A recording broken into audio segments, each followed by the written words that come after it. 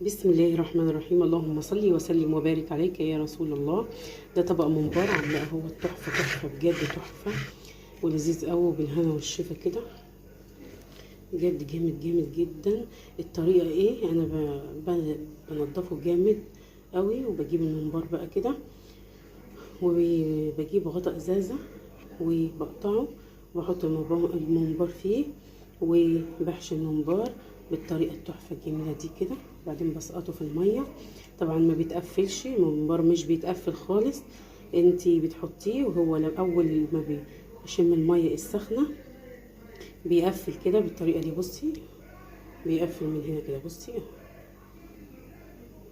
خلاص. الريحه تحفه تحفه، ما اقولكيش عامله ميته ازاي وعامله شربته ازاي.